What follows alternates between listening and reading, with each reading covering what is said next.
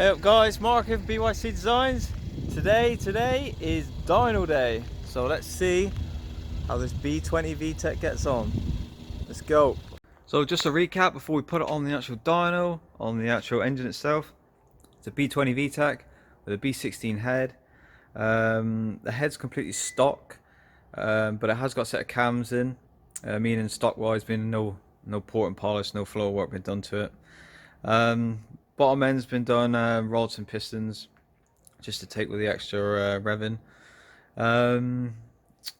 Valve trains and all stuff like that's been replaced. I do have to have a little confession to say, this has been on the dyno before, probably about 4 weeks ago, and it put down 212.9, so about 213. Unfortunately, it was not what I was hoping, but we realised from the actual dyno results that it was being starved of air. It was just not getting enough air into this for the cams. So I've brought it back home, and I've changed a few modifications on it. So what I've changed since the last dyno of 213 was I changed the intake system. I've gone to a 3.5, and as it comes along, it reduces here right as close as I can to the throttle body to help speed that air up as it goes in. I've put a bigger, if you can see, you might be able to see that in there, but you'll see the intake system. If you can focus, you see that 3D printed part as well. I've gone bigger, so with velocity jack 3D printed, just to help speed the airflow into there. Put a 0.5 litre spacer on the back, and I've also changed fuel pressure regulator. The other one was not very, it was crap, it just wasn't consistent. So yeah, that's all I've done. I'm hoping now that we can get a bit more air in there for when the VTEC comes in, because it came in quite aggressive. It just seemed to be a bit flat. We're hoping, let's see what she does today. Let's go. So here we are, we're all locked down, ready to go. Let's see what numbers we can do.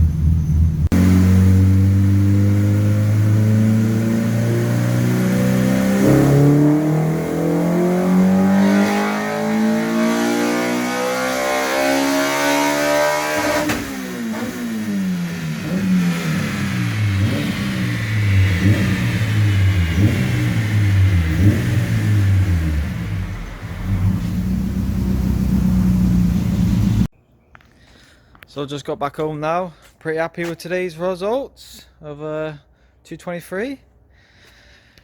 You know, compared to that 213 that we got. Just a little few mods here and that gave us a few more horsepower, which I'm pretty happy with. God, jeez, look how dirty it is. She needs a clean. So just a recap on, people don't know that this car originally had the H2B in it, the H22, which is the H22A7, the Honda quad type R engine, mounted up to a B series box, which is still in the car now. So I got a lot of respect for this old girl. This girl here, she may look like a turd, or she's known as the turd for a couple of mates of mine back in England, but she still performed every time, every day. So got a lot of respect for this one.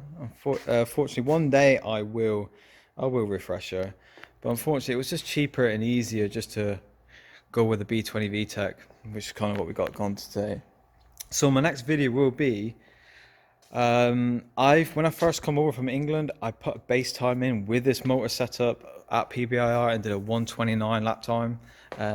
Obviously moving to the States was not knowing anything about the track times and stuff like that. I thought I'd just go out myself, put some lap times down, just to try and get some base times personally for myself.